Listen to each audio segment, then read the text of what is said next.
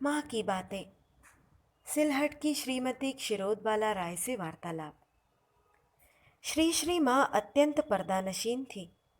हम लोगों को भी उन्होंने उसी प्रकार रखा है। हम लोगों ने स्त्री भक्तों को ही देखा, मठ के किसी साधु सन्यासी को अधिक नहीं देखा। केवल माँ को देखने से ही समूचे विश्व ब्रह्मांड को देख लिया है, ऐसी हम लोगों की धारणा हो गई है। अब सोचती हूँ, ऐसा ही मन था, करके ही उन्होंने हम लोगों को ग्रहण किया था। माँ केवल यही कहती, सभी अवस्थाओं में संतुष्ट रहते हुए उनका नाम लेती रहो। एक दिन सुधीरा दीदी निवेदिता स्कूल की कई लड़कियों को लेकर माँ के पास आई। एक लड़की ने माँ से कहा, माँ, शिरोद दीदी को आप हम लोगों के यहाँ क्यों नहीं रहने देती? वे लड़कियों को भी पढ़ाएंगी और वहाँ निवास भी करेंगी। लेकिन मैंने कभी भूल कर भी उन लोगों के पास अपने रहने खाने की बात की चर्चा नहीं की थी। इसलिए थोड़ा असंतुष्ट होकर मैं सोचने लगी, ये लोग यह सब क्यों कह रही हैं? माँ ने कहा, संसार में सभी लोग एक काम के लिए नहीं आते। तुम लोग पढ़ोगी और लड़कियों को पढ़ाओगी, यही तुम लोगों का काम है। क्षीरोद यह सब करने नहीं आई है। पढ़ना लिखना अच्छा काम है, लेकिन यह सभी के लिए नहीं है। लड़कियों के चले जाने पर माँ ने कहा, लड़कियों को पढ़ाना क्या आसान काम है? मैं बीच में एक बार अपने घर जाकर कलकत्ता लौटी तो राधा रानी के लिए एक जोड़ी शंख की चूड़ी ले आई। जब उसे वह चूड़ी पहनाने लगी तो देखती हूँ कि वह नाप में बहुत छोटी है। उसके हाथ में किसी तरह घुस ही नहीं रही है।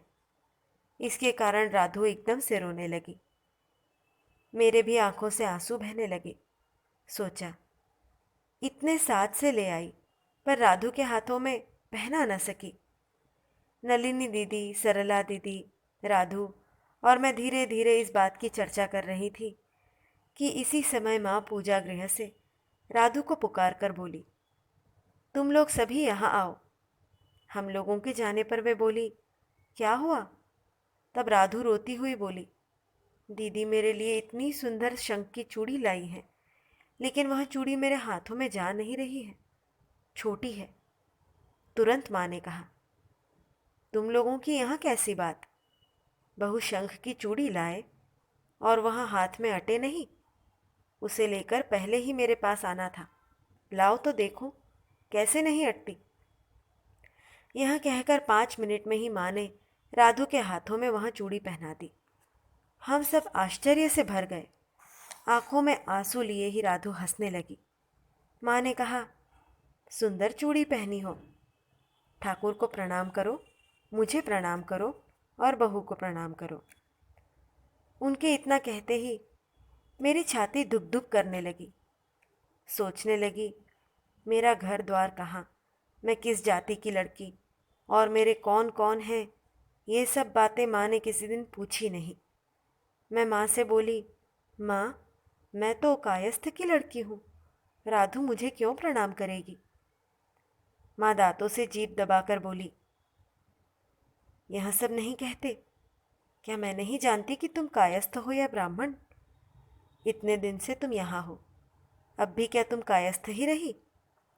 यह कहकर माँ ने राधु से कहा, जाओ अपनी दीदी को प्रणाम करो। राधु ने तुरंत ठाकुर को और माँ को प्रणाम कर मुझे प्रणाम किया। मैंने भी राधु को प्रणाम किया। माँ खूब हंसने लगी, बोली, प्रणाम लौटा दिया? लेकिन मैं यह सब न समझ पाकर अवाक रह गई। एक दिन राधु, नलिनी दीदी आदि सभी ने व्यग्र होकर मुझसे पूछा, मेरा घर कहाँ है, मैं किस जाति की हूँ तथा मेरे कौन कौन हैं, यह सब बताना होगा। लेकिन मैं किसी भी तरह यह सब बताने को राज़ी नहीं हुई। उस दिन भी माँ ने उन लोगों को बुलाकर कहा, तुम लोग क्यों बहू को इतना सता रही हो? तुम लोग मेरे पास आओ, मैं सब कुछ बता दूंगी। सभी लोग दौड़ी आईं, मैं भी साथ साथ आई। मैं सोचने लगी कि माँ ने तो ये सब बातें एक दिन भी मुझसे नहीं पूछी, आज क्या कहती हैं मैं भी सुनूंगी।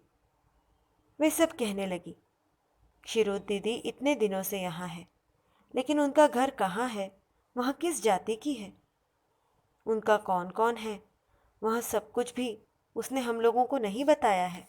आज हम लोगों ने इतना कहा फिर भी नहीं बताया। माँ ने कहा, मैं सब बता सकती हूँ। उसका जन्म स्थान संतरे के प्रदेश में है, ससुराल दूसरे ज़िले में है। वह चंद्रकांत की बहुत करीब की संबंधी है। उसका कोई नहीं, माँ भी नहीं, पर भाई है। यह कहकर माँ ने मुझसे पूछा, मैंने ठीक कहा है तो बहू?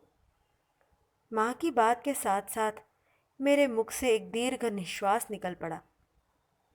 अंतर्यामिनी ने समझ लिया कि मेरे माँ की बात उठते ही मैंने दुख से निश्वास लिया है। माँ ने तुरंत कहा, आहा, तुम्हारी माँ की बात कहने से ही तुम्हें दुख हुआ है ना बहू?